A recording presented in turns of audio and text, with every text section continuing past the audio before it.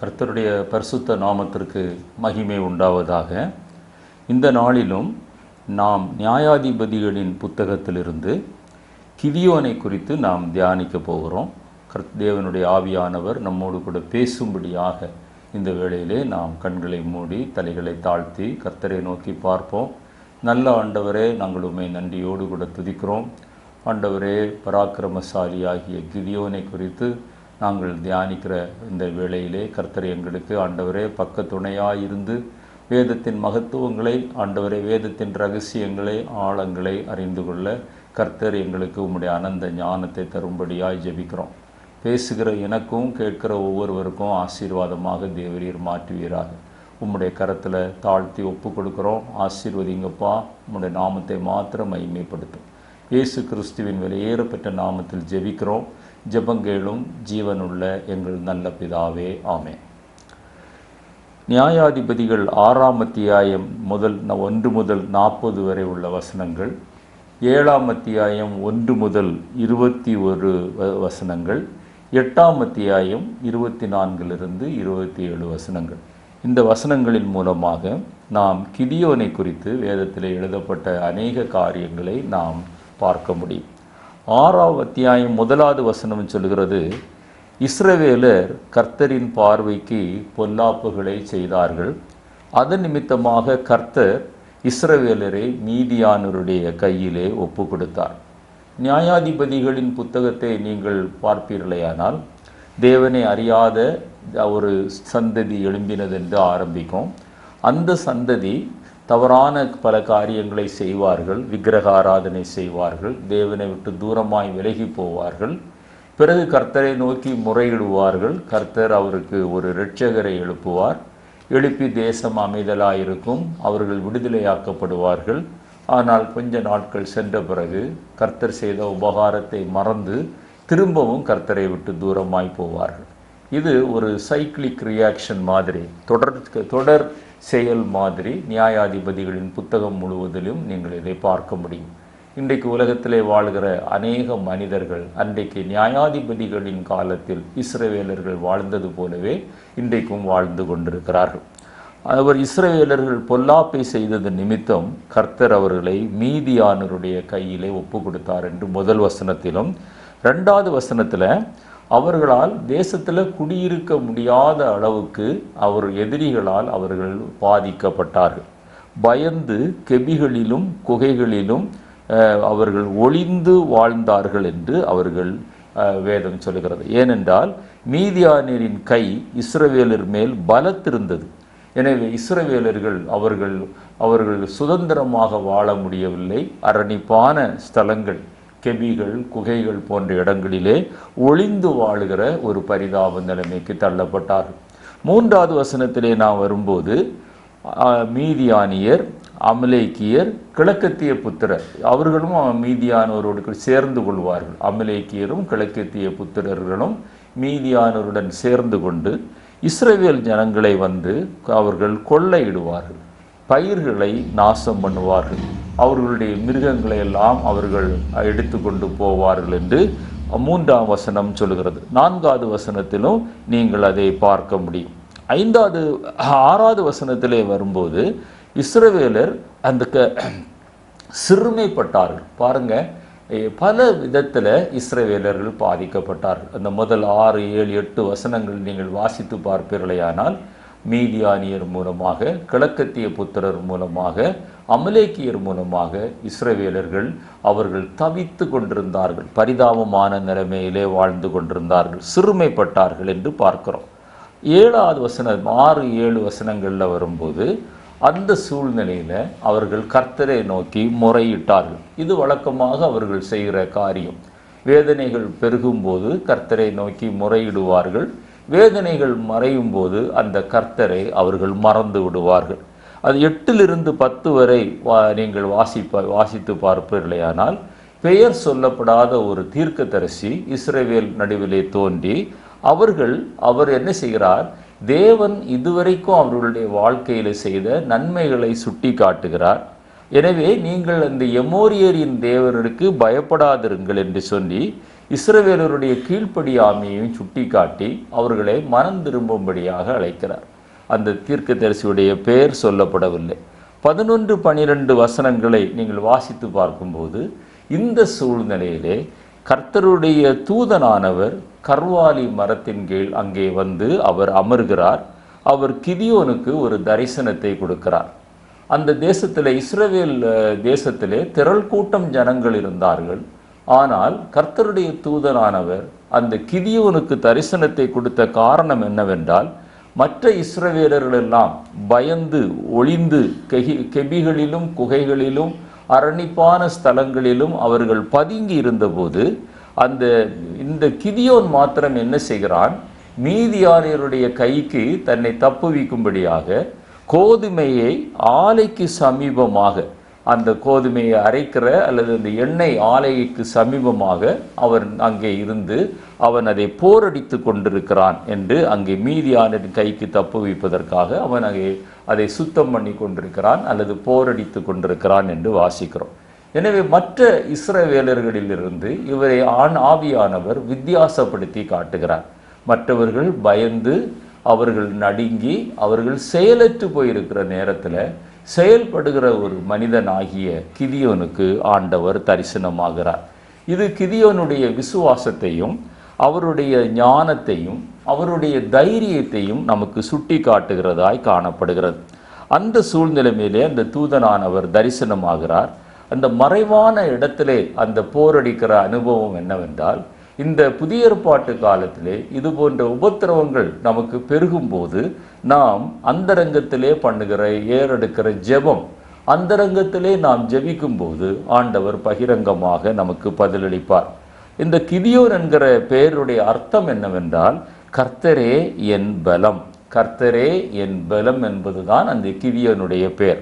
6:12 வாசிக்கும்போது அந்த தூதன், அந்த தரிசனமான தூதன் சொல்கிறார், பராக்கிரமசாலியே கர்த்தர் உன்னோடே இருக்கிறார். பாருங்க, அவனுடைய தைரியத்தை, ஞானத்தை, விசுவாசத்தை அங்கே ஆவியானவர் எப்படி அதை அறிமுகப்படுத்துகிறார். அந்த தூதன் சொல்லுகிறார் கிதியோனை பார்த்து, பராக்கிரமசாலியே கர்த்தர் உன்னோடு கூட இருக்கிறார். கர்த்தர் உன்னோடு கூட இருக்கிறார் என்று ஏன் அந்த பராக்கிரமசாலியே என்கிற பதத்தை பயன்படுத்துகிறார் என்றால், அந்த எதிர்மறையான சூழ்நிலையிலே அவருடைய துணிச்சல், அவருடைய தைரியம், அவருடைய விசுவாசம், அவருடைய ஞானம், இது பரிசுத்த ஆவியானவருடைய அபிஷேகத்தினால்தான் ஒரு மனிதனுக்குள்ளே வர முடியும். கர்த்தர் உன்னோடு இருக்கிறார் என்கிற அந்த பதத்தைக்கு அர்த்தம் என்னவென்றால், அது தேவ பிரசன்னத்தில் அந்த கிதியோன் வாழ்ந்திருக்க வேண்டும். விக்கிரகங்களை ஆராதிக்கிற இஸ்ரவேலர்களுக்கு மத்தியிலே பரிசுத்த ஆவியானவருடைய நிறைவோடு கூட தேவ பிரசன்னத்தோடு கூட அந்த கிதியோன் காணப்பட்டிருக்கலாம். எனவே தான் ஆவியானவர் சொல்லுகிறார் தூதன் மூலமாக, பராக்கிரமசாலியே கர்த்தர் உன்னோடு கூட இருக்கிறார். அப்பொழுது கிதியோனுடைய பதிலை பாருங்கள். அவர் ஆண்டவரோடு கூட உறவாடுகிற ஒரு தனி மனிதன் ஆனபடியினால் 13வது வசனத்தில், என் ஆண்டவனே, என் ஆண்டவனே, கர்த்தர் என்னோடு இருந்தால் எங்களுக்கு இப்படி நேரிடுவது என்ன என்று கேட்கிறார். பாருங்க, தூதன் என்ன சொல்லுகிறார், கர்த்தர் உன்னோடு கூட இருக்கிறார் என்று சொல்லுகிறார். ஆனால் கிதியோனுடைய அந்த பதில் என்னவா இருக்கிறது, கர்த்தர் எங்களோடு கூட இருப்பாரேயானால் எங்களுக்கு ஏன் இப்படி நேரிடுகிறது? இஸ்ரவேல் ஜனங்களை எகிப்து தேசத்திலிருந்து விடுவித்த போது அவர் செய்த அடையாளங்கள், அற்புதங்கள், ஆச்சரியமான செயல்கள், இயற்கைக்கு அப்பாற்பட்ட காரியங்கள் ஏன் இப்பொழுது அவர் எங்களுக்கு மத்தியிலே அவர் செய்யவில்லை?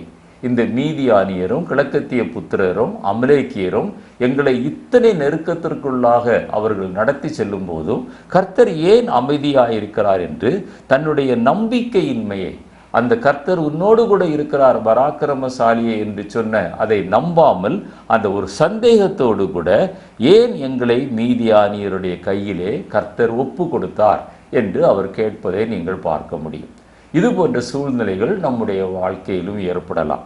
நாம் கர்த்தருக்கு உண்மையாக ஜீவிக்கும் போது, பரிசுத்த ஆவியின் அபிஷேகத்தில் நிறைந்து நாம் பரிசுத்த ஆவியானவரால் நடத்தப்படும் போது கூட பல உபத்திரவங்கள் நம்முடைய வாழ்க்கையிலே நெருக்கும் போது நாமும் இது போன்று கலங்கலாம். ஆனால் கர்த்தருடைய தூதனானவர் சொல்கிறார், பராக்கிரமசாலியே, கர்த்தர் உன்னோடு கூட இருக்கிறார். அதே வாக்குத்தத்தத்தை ஆண்டவர் இன்றைக்கு உங்களோடு கூட என்னோடு கூட பேசுகிறார்.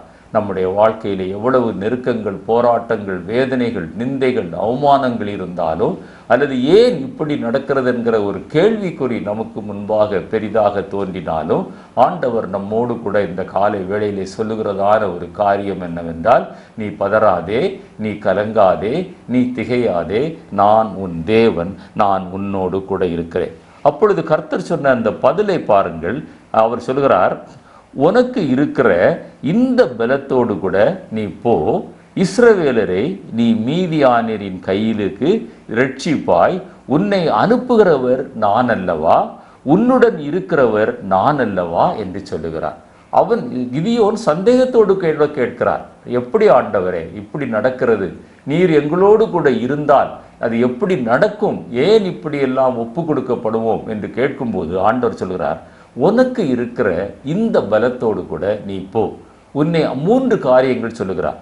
உன்னை அனுப்புகிறவர் நான் அல்லவா, நான் உன்னோடு கூட இருக்கிறேன். அதே வாக்குத்தத்தத்தை ஆண்டவர் இன்றைக்கு நம்மோடு கூட சொல்லுகிறார். அழைத்தவர் உண்மை உள்ளவர், அவர் மாறாதவர், அவர் நம்மோடு கூட இருக்கிறார். அவருடைய பிரசன்னம் நம்மில் எப்பொழுதுமே காணப்படுகிறது. பிலிப்பியருக்கு எழுந்த நிருபம் 4ஆம் அத்தியாயம் 13வது வசனத்தில், என்னை பலப்படுத்துகிற கிறிஸ்துவினாலே எல்லாவற்றையும் செய்ய எனக்கு பலம் உண்டு என்று பவுல் அப்போஸ்தலர் சொல்லுகிறார். எனவே நீங்களும் நானும் சோர்ந்து போக வேண்டாம். இது போன்ற சூழ்நிலைகள், மீதியானியர் நம்மை நெருக்கும் போது, அமலேக்கியர் நெருக்கும் போது, கிழக்கத்திய புத்திரர்கள் நெருக்கும் போது ஏன் இப்படி நேரிடுகிறது என்று கவலைப்படாமல் ஆண்டவர் சொன்ன அந்த 3 வாக்குத்தத்தங்களை நினைத்து பாருங்கள். பராக்கிரமசாலியே, கர்த்தர் உன்னோடு கூட இருக்கிறார், உன்னை அனுப்புகிறவர் நான் அல்லவா, உனக்கு இருக்கிற இந்த பலத்தோடு கூட போ. உனக்கு இருக்கிற இந்த பலம் என்று சொல்லும்போது அது நம்முடைய சரீர பலத்தை குறிக்கவில்லை, ஆவியானவரால் நமக்கு கிடைக்கிற பலம். அந்த பலம் கிதியோனுக்குள்ளே இருந்தது. எனவேதான் மற்ற ஜனங்களெல்லாம் பதுங்கி இருந்த போது அவன் ஒருவனும் கோதுமை மணியை போரடித்து கொண்டிருந்தார் என்று வேதத்திலே வாசிக்கிறோம். அப்பொழுது கிதியோன் சொல்லுகிற பதிலை பாருங்கள். எதனாலே நான் ரட்சிப்பேன்? மனாசையில் என் குடும்பம், என் தகப்பன் குடும்பம் எல்லாரிலும் சிறிய குடும்பம். எதனால ஆண்டவரே நான் ரட்சிப்பேன்? தனக்கு இருக்கிற அந்த பரிசுத்த ஆவியானவருடைய வல்லமையை அவனால் அறிந்து கொள்ள முடியவில்லை. தன்னோடு கூட இருக்கிற கர்த்தரின் அந்த பராக்கிரமத்தை அறிந்து கொள்ள முடியவில்லை. ஆனாலும் மனத்தாழ்மையோடு கூட சொல்கிறார், ஆண்டவரே நான் எதனால் இஸ்ரவேல் ஜனத்தை ரட்சிப்பேன்? நான் எல்லா கோத்திரத்திலும் சிறிய கோத்திரமான மனாசே கோத்திரத்தை சேர்ந்தவன், அதிலும் என்னுடைய தகப்பன் வீடு ஒரு சாதாரண குடும்பம்.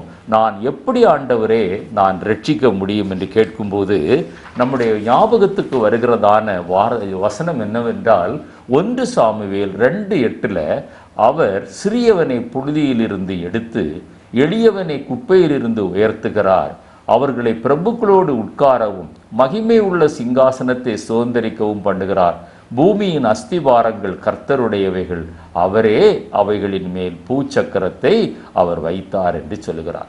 இது போலத்தான் நம்முடைய வாழ்க்கை.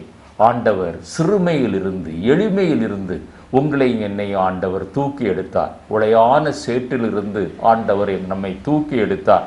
நாம் பாகால்களை ஆராதித்து கொண்டிருந்தோம், விக்கிரகங்களை ஆராதித்து கொண்டிருந்தோம். ஆனால் இன்றைக்கு அப்பா பிதாவே என்று கூப்பிடும்படியான ஒரு புத்திர சுவிகாரத்தை பார்க்கிறபடி நான் பாரேன். மனுஷன் முகத்தை பார்ப்பான், கர்த்தரோ இருதயத்தை பார்க்கிறார். ஆண்டவர் நம்முடைய இருதயம் எப்படி இருக்கிறது என்று பார்க்கிறார். நமக்கு உத்தம இருதயம் இருக்குமே ஆனால் நம்முடைய எல்லா உபத்திரவங்களுக்கும் மத்தியிலும், பாடுகளுக்கும் மத்தியிலும் ஆண்டவர் நம் பலகீனமான ஒரு பாண்டமாய் இருந்தாலும் அவர் நம்மை ஒரு பராக்கிரமசாலியாய் பார்க்கிறார். நமக்குள்ள இருக்கிற அந்த பரிசுத்த ஆவியின் அபிஷேகம் அப்படிப்பட்ட ஒரு கிரியையை நடப்பிக்கிறதாய் காணப்படுகிறது. 1 பேதுரு 5:5 வாசிக்கும் போது, நீங்கள் எல்லாரும் ஒருவருக்கொருவர் கீழ்ப்படிந்து மனத்தாழ்மையை அணிந்து கொள்ளுங்கள், பெருமை உள்ளவர்களுக்கு தேவன் எதிர்த்து நிற்கிறார், தாழ்மை உள்ளவர்களுக்கோ கர்த்தர் கிருபை அளிக்கிறார். அன்றைக்கு அந்த மனாசை கோத்திரத்துல ஒரு எளிய குடும்பத்துல பிறந்ததான கிதியோனுக்கு ஆண்டவர் கிருபை அளிக்கிறார். எனவேதான் அந்த கிதியோனை தேடி வருகிறார். பராக்கிரமசாலியே, உனக்கு இருக்கிற இந்த பலத்தோடு கூட போ, உன்னை அனுப்புகிறவர் நான் அல்லவா, விசுவாசத்தை துவக்கிறவரும் முடிக்கிறவரும் ஆகிய ஆண்டவராய் இயேசு கிறிஸ்துவை நோக்கி பார்க்கிற ஒரு மனுஷியாக நீங்கள் இருப்பீர்களேயானால் அன்றைக்கு கிதியோனிடத்தில் வாரங்கள் எல்லாவற்றையும் நம்மால் மேற்கொள்ள முடியும் என்று ஆவியானவர் இந்த நாளிலே நம்மோடு கூட பேசுகிறார். 2 சாமுவேல் 22:30 தாவீது மனசுல ஒரு கிளேசம், இது நடக்குமா என்று அதை அவர் சரி செய்வதற்காக ஆண்டவரிடத்துல ஒரு அடையாளம் கேட்கிறார். ஆண்டவரே, நீர் சொல்வது சரிதான், ஆனால் நான் ஒரு அடையாளம் கேட்கிறேன் என்று சொல்லிக்கொண்டு அடையாளத்தை அந்த தூதனானவர் சொல்வதற்கு முன்பாக தூதனிடத்தில் சொல்றாரு, நீர் இதே கர்வாலி மரத்தின் கீழ் உட்கார்ந்துரும், நான் உனக்கு ஒரு காணிக்கை கொண்டு வர விரும்புகிறேன் என்று சொல்லி அவர் ஓடுகிறார். அந்த காணிக்கையை எடுத்து கொண்டு வருவதற்கு ஓடுகிறார். அடையாளம் கிடைப்பதற்கு முன்பாகவே அவர் காணிக்கைக்காக அவர் ஓடுகிறார் என்று வேதத்திலே வாசிக்கிறோம் 18வது வசனத்தில். இது எதை காட்டுகிறது என்றால், நாம் ஜெபிக்கும் போதே அதை பெற்றுவிட்டோம் என்று நாம் விசுவாசிக்கிற ஒரு அனுபவம் நம்முடைய வாழ்க்கையிலே வேண்டும். இது கிடைக்காது, இது எப்படி நடக்கும் என்கிற அந்த சந்தேகம், அன்றைக்கு கிதியோனுக்கு இருந்த சந்தேகத்தை ஆண்டவர் போக்கினது போல ஆண்டவர் இன்றைக்கு நம்மோடு கூட சொல்கிறார், உன்னை அனுப்புகிறவர் நான் அல்லவா, உன்னோடு கூட நான் இருக்கிறேன், உனக்கு இருக்கிற இந்த பலத்தோடு கூட நீ போ என்று சொன்னபோது அதை அப்படியே விசுவாசித்து அவருக்கு ஒரு காணிக்கை கொடுக்க அவர் ஓடுகிறார். அப்பொழுது பாருங்க, ஆண்டவர் அதை அங்கீகரித்து சொல்லுகிறார், நீ வரும் மட்டும் நான் இங்கே தரித்திருப்பேன் என்று சொல்லுகிறார். அப்படியே அந்த தூதனானவர் அவர் ஒரு காணிக்கையை எடுத்து கொண்டு வரும்போது அங்கே அவர் மிருகங்களை கொண்டு வந்து கற்பாறையின் மேலே அவர் பலியிடுகிற போது அங்கே அக்கினி வானத்திலிருந்து இறங்குகிறது. அக்கினி அந்த பலியை பட்சிக்கிறது என்று பார்க்கிறோம். அவர் கோலினால், அந்த தூதனானவர் தன் கையில் இருந்த கோலினால் அந்த பலியை தொடுகிறார். தொட்ட மாத்திரத்திலே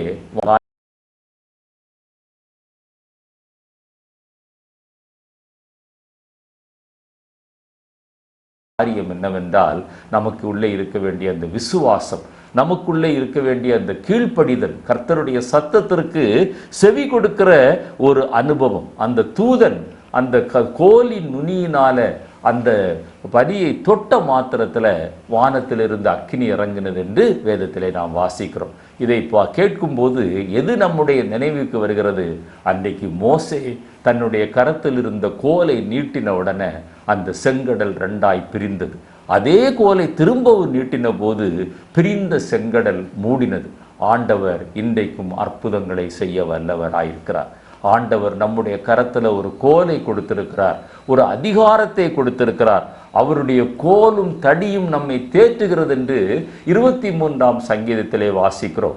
கர்த்தர் நமக்கு கொடுத்த அதிகாரத்தை நாம் பயன்படுத்த வேண்டும். கர்த்தருடைய காரியத்திற்காக, அவருடைய ராஜ்யத்தின் கட்டுவதற்காக, அதை விரிவுபடுத்துவதற்காக, கர்த்தருடைய நாமத்தை மேன்மைப்படுத்துவதற்காக நீங்களும் நானும் அதை பயன்படுத்த வேண்டும். அந்த கற்பாறையின் மேலே அந்த பலிகளை வைத்தது எதை காட்டுகிறது என்றால், கண்மலையாகிய கிறிஸ்துவின் மேலே சார்ந்து வாழ்கிற ஒரு வாழ்க்கை.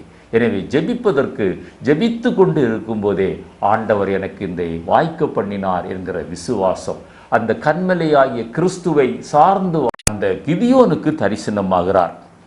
25வது வசனத்தை இங்கே வாசிக்கும் போது ஆண்டவருடைய கிரியையை அங்கே பார்க்க முடிகிறது. அந்த கர்த்தர்